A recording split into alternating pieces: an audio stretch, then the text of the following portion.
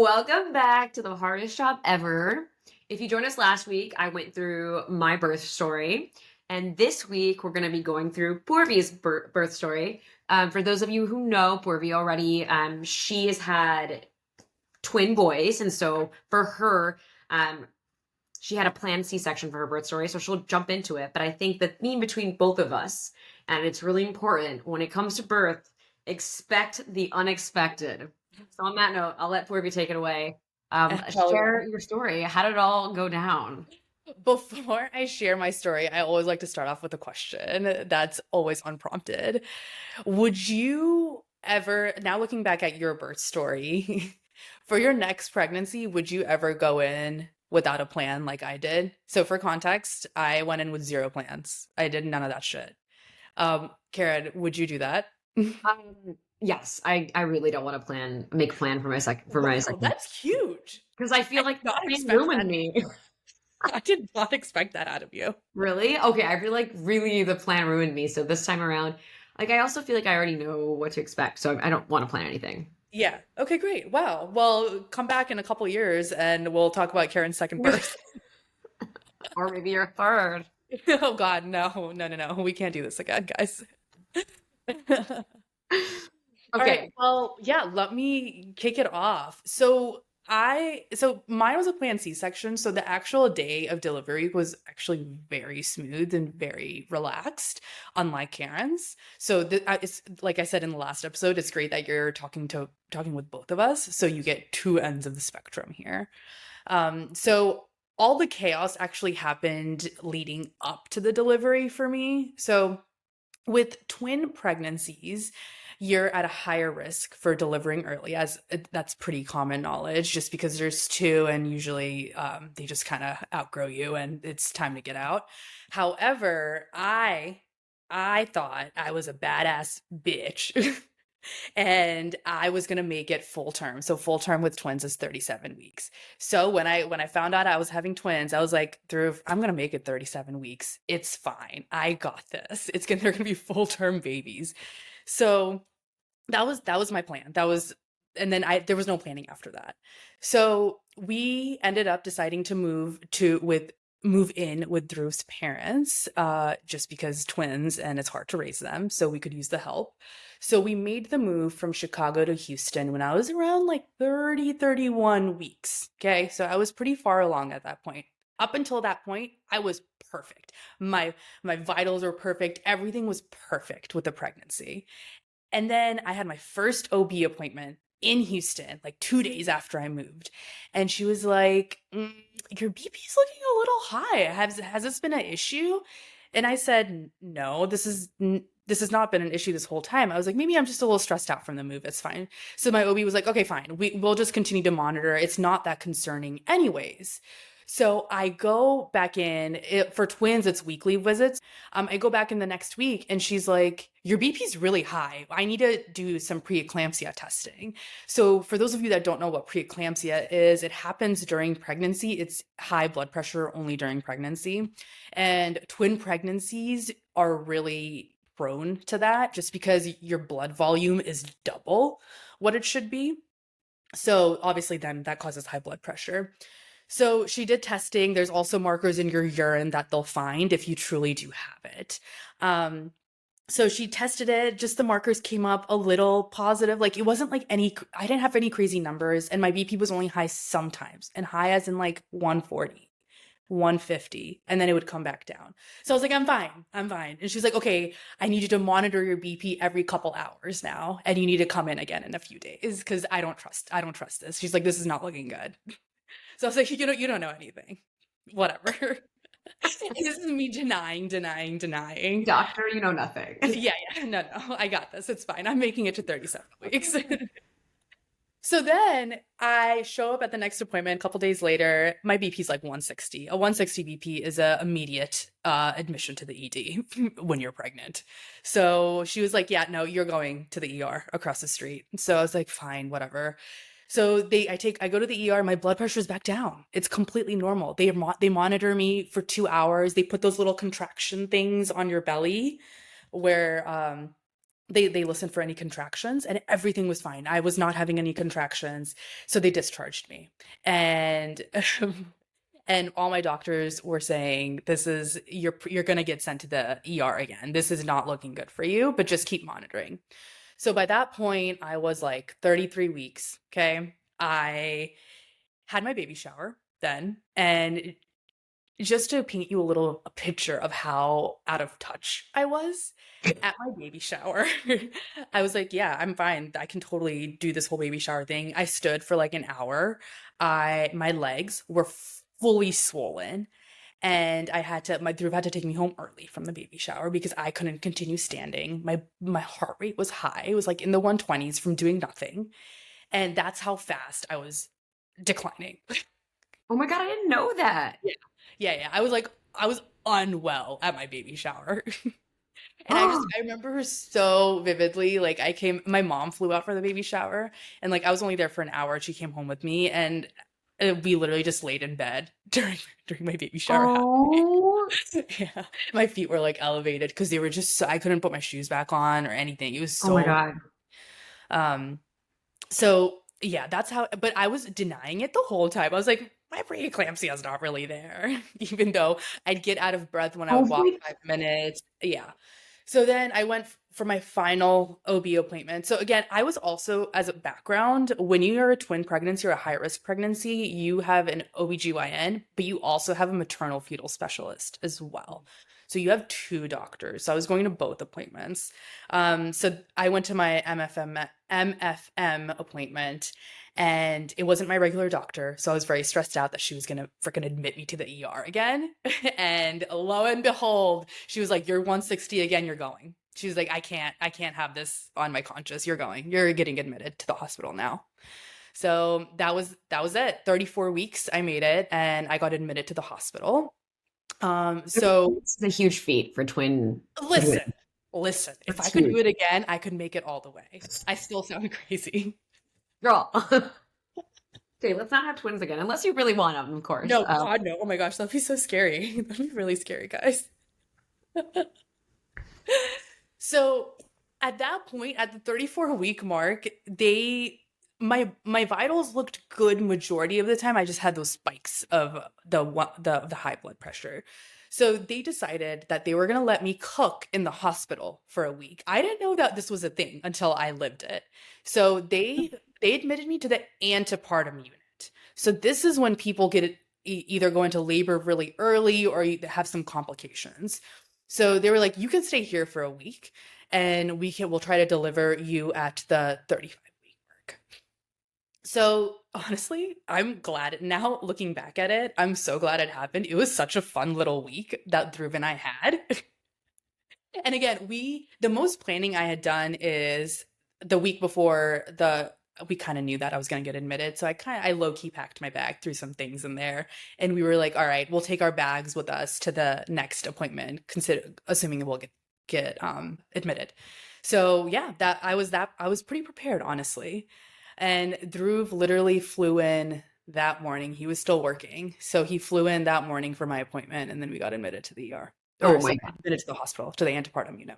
So that week was so fun though. Dhruv and I just like were on a little date at the hospital. We would take walks. We had no responsibilities at all. We'd order some fun food. Dhruv thought he was staying at some sort of bougie hotel, and he would literally it was so embarrassing. It was so embarrassing. He would literally call down to the cafeteria and be like, hey, so what would you guys recommend here? What's good here? What do people get here? And they're like, just look on the menu. He was acting like he was at some like 5-star resort. God. What? Also, it's like he's not the one that's having the baby. So, like, chill. Yeah. Come Yeah, on. exactly. So that was it. It was great. We also, other things we did were we did puzzles, which we never do. We binge watched shows. Wow, this And sounds so relaxing. I'm it was shocked by your experience. 10 out of 10 recommend. I'm telling you guys, this was very different than Karen's experience. Oh my God. Wow. Yeah. But by that point, I had come to terms. I was like, okay, we'll have them at 35 weeks. I guess I'm fine with that. I'm still low key upset, as you can tell. I do feel like I need a redemption. I feel like I could have made it. One thing I didn't talk about, which was pretty scary, was at that last appointment before I got admitted, we found out that one of the babies had a growth restriction. Um, and that's when growth restriction can mean a lot of things, but in my case, there wasn't enough blood going to, I want to say it was Gian. It was Gian's brain. So that was a red flag, which kind of was like, all right, fine, just admit me right now. It Yeah. was the blood pressure, the growth restriction, all of that. Um, so yeah, and then we scheduled the C-section for literally, it was like a time and place. Like, hey, the OR will most likely be open at noon. Someone will come and get you. It'll be great. So yeah, Dhruv and I, the night before the delivery, we had a little, if people watch The Office, the final feast or whatever that Kevin and Pam do. What's that? What is it called? I can't remember. You guys will have to tell me. But it's this final feast that they do before Pam gives birth, and that's what Dhruv and I did. So I had Flower Child, which is my favorite healthy food bowl spot. I had Taco Oh. Bell, obviously, a cheesy bacon rice burrito, Mexican pizza. I love that you have something healthy and then offset it with Taco Bell, obviously. Guys, I ate a lot, and just keep this in mind because I'm going to give you TMI information as we go through the delivery process. Oh my God, I know everything. I've told a lot of people this actually. This is Yeah, a yeah, fun yeah. story I've shared. Okay, so they come and get me. They just wheel me down. It's a fantastic experience. Dhruv goes off on his way. They prep me for the OR. And then they bring me into the OR, and that's where they give me the epidural. It's like you sit on the operating table and the nurse literally like hugged me. And is that what they did when they give you their epidural? No, I hugged a pillow. Oh, okay. One of the nurses literally gave me this like huge bear hug. That's so And she was cute. like, just hold on to me. They're just gonna give you the epidural. It was really nice. Oh, that's so cute. I hugged a Yeah. pillow. Oh, Not the same, but yeah. still. Yeah. And the epidural kicks in right away, which I did not realize. It kicks in literally like as they were laying me down. I was like, oh my gosh, I It's can't feel magical. It's anything. so magical. Yeah. I 10 out of 10 would recommend an epidural. Yeah. Like that was Yeah. so fun. Get the freaking epidural. Do Yeah. not be an idiot like me. I don't know Yeah. why I waited. Yeah. Get the epidural. Yeah, exactly. It was so fun. And my background is a physical therapist and I specialize in spinal cord injury. So a lot of my patients have spinal cord injuries. So I've always wanted to feel what my patients felt during recovery, and holy shit, that was it was interesting, but it was not a good feeling not being able to feel your legs and it's like dead weight. Yeah. Yeah. Yeah. When you had yours, were your legs just kind of flopping around everywhere? Like, how would they control your legs? Yeah, I couldn't feel my legs. Anything like lower body down, right? For you, Yeah, right? yeah, but So how were you just kind of like laying there then, like after your epidural, or like? no, well, yeah, I napped for a little bit and then I got into Yeah. push position. So I was in pushing position and then I would Oh, okay, change okay. positions for like for pushing. They were like moving me. I couldn't move Yeah, myself. Like I yeah, yeah, essentially Akash would like flip me with my doula and the nurse and things yeah, like that. yeah. They like manhandle you. Yeah. I mean, you can't feel anything. Like, and you're You can't. supposed to push the baby out. Like, You it's can't. crazy. Yeah, yeah. So yeah, the epidural kicks in and it's pretty much right away for I think I was in the OR for maybe I want to say like an hour because it was two, but I think with one it's just 30 minutes. So Okay. yeah, I, Yeah. I was in the OR for an hour. The epidural shakes also got really bad for me. It that like towards the end there, I got really cold also. Did you get cold? I don't remember. Yeah, I'm yeah. sorry. No, I got really cold and like towards the end when they were closing me up, that's when I really started getting more and more out of it. Um, and the shaking just like would not stop. I remember when they were just like pulling out the babies, I like kind of wanted to like see if Drew was like holding them. And I just like couldn't I just couldn't function. It was so weird. Were you Yeah. able to? Yes, I was able to talk. Okay. That's Yeah. great. Yeah. Have I shown you my video of them coming Yeah, out? you showed Yeah. me. You Yeah, showed me. I've shown a lot of people. Uh-huh. It Uh-huh. should be normalized, Yeah, yeah, okay? yeah. Yeah. I wish I had a video. I think we have a lot of photos. Yeah, yeah, exactly. So first Avi came out. So they actually, which was crazy, the whole time it's they label the babies A and B based on whoever's closer to your I don't even remember the words anymore. Whoever's lower, whichever baby's lower is baby A, Right. and whichever baby's higher up is baby B. Okay. So the whole time in my head, Kian was supposed to be baby A. So he was supposed to be the older one. Baby A comes out first.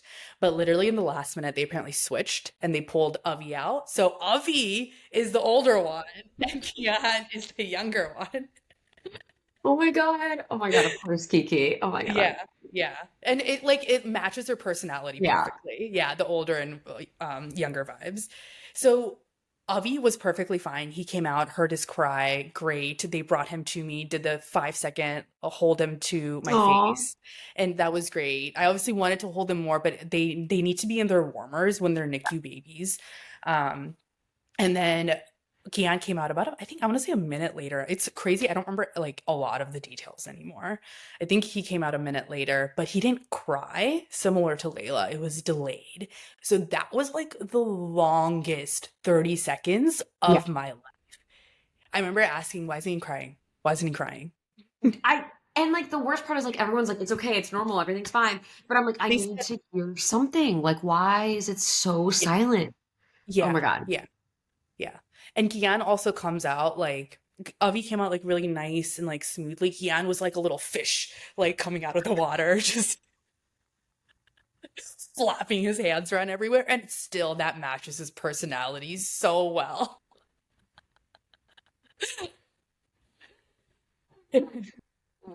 And so they did the same thing. They brought him to me, put him to my face, and then took him back. So our OR was packed because it was a premature delivery. So I had 5 people. The babies had 5 NICU doctors each. So Whoa. 10 people Whoa. for them, and then 5 for me. Yeah. So there were a lot of people in the room at the time. But it was really cool. So then once the babies came out, Drew was able to go and see them a little bit more. And they're little warmers and like they were like double swaddled up just to keep them really warm. It was really cute. And I have this really vivid image of them. I'm still like getting closed up and they're starting to wheel the babies back out. So they're in this like little box and it's like a double box. So there's both of them side by side and they're just getting wheeled out and it's the cutest thing in the world. Oh my gosh. Oh, this is too Yeah, so cute. it was really cute. I was really sad. I really wanted to get both of them with me, but they Yeah. said that they couldn't do that because Yeah. it needed to make sure that everything was stable with them. Um, so then I was able to convince them to take me to the NICU right away Yeah. from stop to the NICU. Um, and I was able to see them there. But I'll get to that later. So Yeah. post-op, okay? They closed me up and after that I'm now at this point I'm like really out of it and when they close you up they move around your intestines quite a bit. Poop is also normal during a C-section because the epidural you don't have any control of your bowels or anything down there, and also them moving around your intestines also gets things going. So literally I'm in the post-op and I hear it. I obviously do not feel it. I hear the poop, the diarrhea coming out, and Dhruv is at the at my legs, so he is able to see things coming out, and I'm like, "Is that me or was I'm that done. you?" I'm done. I'm done. I'm done. Wait, what did Drew say? And then Dhruv was like, it was coming out like lava, so he was like, I had to step away. And then I remember the nurses being like, we need to get some anti-diarrheal meds stat on this patient. Oh my God, Taco Bell for sure. Just It look. was the Taco Bell, guys. It was the Taco Bell. Yeah. Oh my God, oh my God. So poop happens. Yes. Yeah. Also during a C-section, which I did not know. I There's didn't a know lot that either. I did not know going into this. I had no clue. I thought it was only for vaginal birth. So Good to know. It happens to everyone Yeah, at any y'all. time. Yeah. I'm gonna have to put a picture in this podcast or on also on social of me laying in the post-op bed, just unwell, post-diarrheal. Like it is the perfect picture. Oh my God. Yeah. Oh my God. Oh my God. I'm dying. Anyways, after the diarrhea resolved, they wheeled me up in the bed up to the NICU. And that's when I was actually able to get Yeah. skin to skin It is. time with them. And that's when, like we said in the last episode, which was just amazing in every single way. I remember I held Kiki first. So, Aw. yeah. How did you decide who to hold first? Or like did they give you both eventually? Or how did you No, it was one by one initially. And it was just like whichever baby they just gave Oh, me. they just gave. Yeah. Okay. At that point, they weren't even named. Oh. What did you Yeah. name? We named later on in the evening. So we then after meeting them, I went back to the room, recovered, and then in the evening we went back to the NICU to go visit them, and we are like, okay, Dhruv and I decided to name them at that Oh my point. gosh. And it was pretty much instantaneously. It was like, yes, you are Kian and you are Avi. Done. Oh my gosh. That's so cute. Yeah. Oh. And our NICU stay was also not bad. We had a lot of NICU doctors come and talk to us ahead of time. So if they know you're going to be a preemie birth, they come and talk to you. They're like, this is what the NICU stay is going to look like. So a typical NICU stay, it's minimum 3 days. So you have to Okay. test out of the NICU if you're a preemie baby. So all your vitals have to be good. Everything has to look good after 3 days. Then they'll discharge the babies.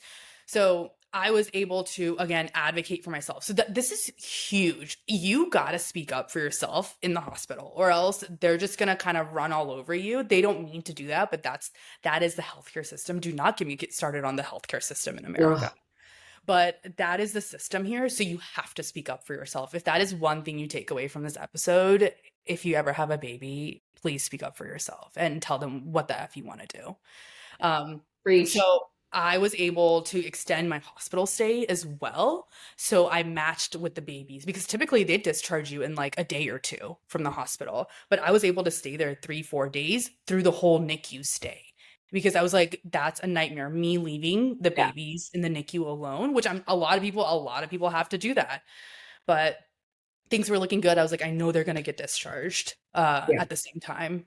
So I was able to make it happen.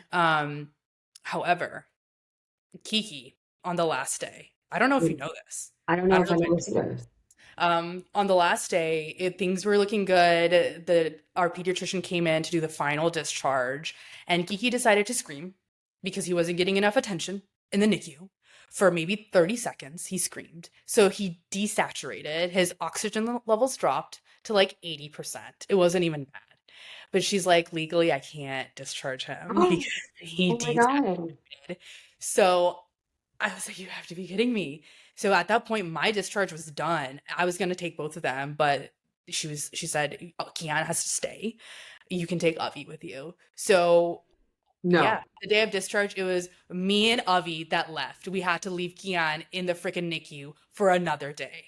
So for the next No. day. I did Yeah. not know that. Yeah. That is so hard. Yeah.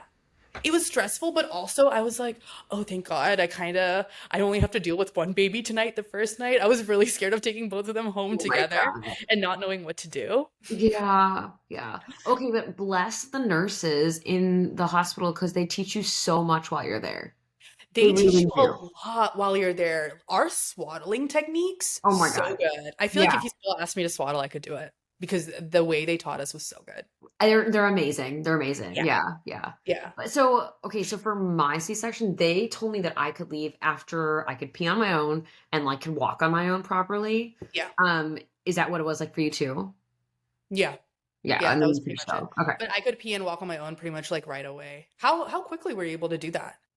Let's see. I was there for 3 days, post because like I just had a lot of blood loss. And so, Right. they had to Right. monitor me for like additional bleeding and then also infection. And Mhm. then, I was walking by like day 2, day 3. Yeah. And then like soon after I was discharged. Yeah. Yeah. So yeah, so the next day, Dhruv and my father-in-law had to go and get Kian freaking Oh my hospital. gosh. Yeah. That's so Honestly, like he crazy. asked for it. Nobody told him to scream like that. Yeah, that is It's kinky. fine. Oh, kinky. If Okay. you could go back and tell your pregnant self one thing about birth, what would it be? Oh, that's I pretty much the only thing mentally I kept saying that I really wanted to make it full term, but obviously it's the babies decide. Yes. I Yes. went in, I was a little different than you, right? I went in with no plan. I had no birth plan. I had no check. I had nothing. But the only thing that I was stuck to was I will make it full term. And that's something I needed to let go of. And so yes, letting go of that and just not pushing it. Yes. But when Yes. you're in it and when you're in that pregnancy mindset, it's so crazy. You just get so warped and in your own thoughts, you make zero sense. Yeah. Zero sense. Logic is out the window. You're like just so emotional. Yeah. No, oh Ugh. gosh. Yeah. Wow. That's Yeah. crazy. So, yeah, yeah. Nuts. Absolutely nuts. Yeah. Yeah. Yeah. But anyways, 10 out of 10 recommend a C-section, 10 out of 10 recommend twins because now I'm done. So Yeah. I have to go through this shit again. yeah. All But right. also what Purvi does not recommend is Taco Bell right before. So, That is true. Honestly, no regrets. I had my fantastic Taco Bell meal. For those of you that know me, Taco Bell is my comfort food, yeah, it is. as is with all other Indians, except for you, Karen. I don't No, know. I like it. I mean, I don't know that I would have it as my final meal before Yeah, delivery. I would 100 on death row. I would want Taco Bell. Oh my God. I do wish I could go back and have a better final meal. Like if I had known that honest Bombay sandwich was going to be my final meal, I would have done it differently. Really? What would Yeah. you have done? I don't know. I would have like had pizza, just like crushed on pizza. Like want the za in my face. Like I'd be What like carve it up. What was your first meal after birth? Pizza. Checks out. Like had her and Akash was like, "What do you want? Do you want sushi? What do you want?" And I was like, "All I want is pizza. Like just get me pizza. I need it." Hell yeah. Yeah. We What about love you? that. What was your first meal? I don't Talk know. about. You I don't remember? I don't remember. Did you not eat at the hospital, or did you like we No, ordered pizza? Like we ordered it. we definitely ordered food. I just like can't remember. Guys, like you don't remember a lot. Anyways, well that was how Avu and Kiku got brought into this world. Oh, and now they're the sweetest. I'm so Yeah, excited to hang with them yeah. so soon. All right, well that takes us to a new segment we're gonna do. It's a spin-off of Permission to Glow. Do you want to intro it, Karen? Yeah, Since it's it's your idea. permission to trash talk. Hell yeah.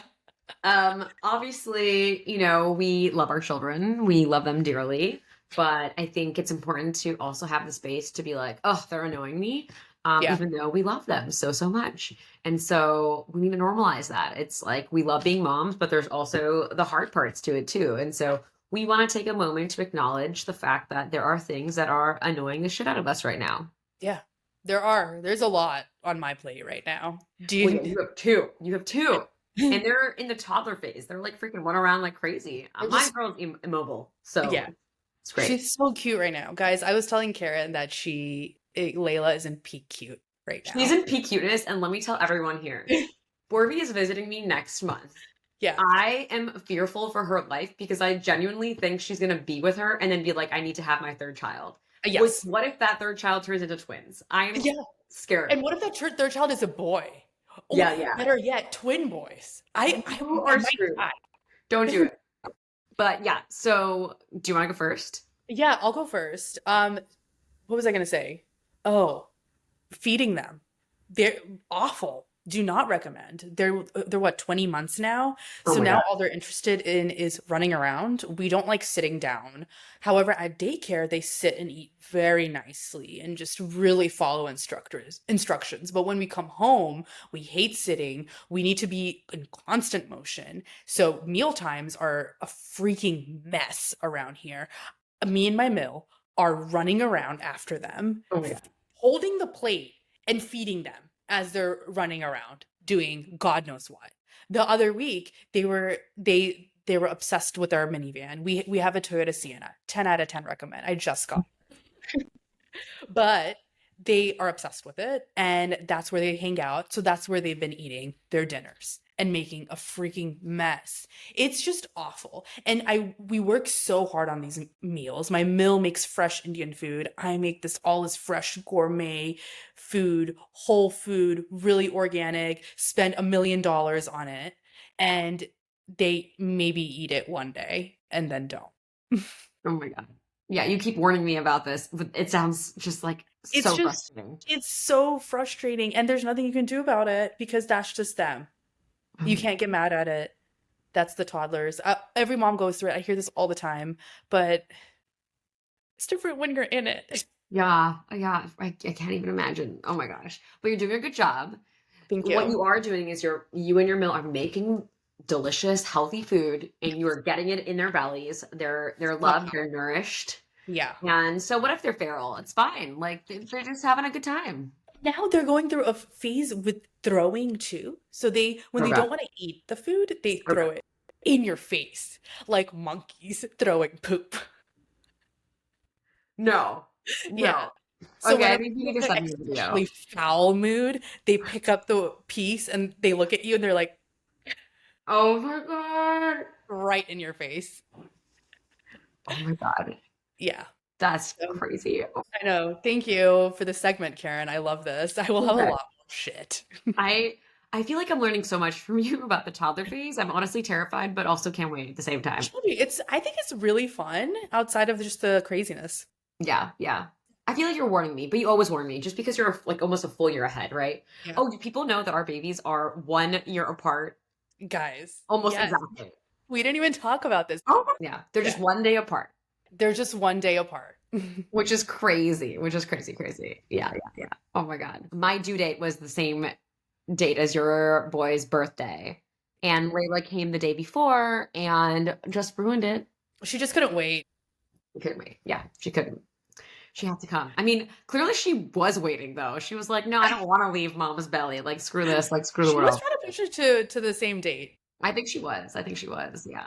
But we evacuated her. So, whatever. All right. Permission to trash talk on my end. So I don't know. Like for me, the biggest thing that I'm struggling with because we're at this 8 months situation is just sleep.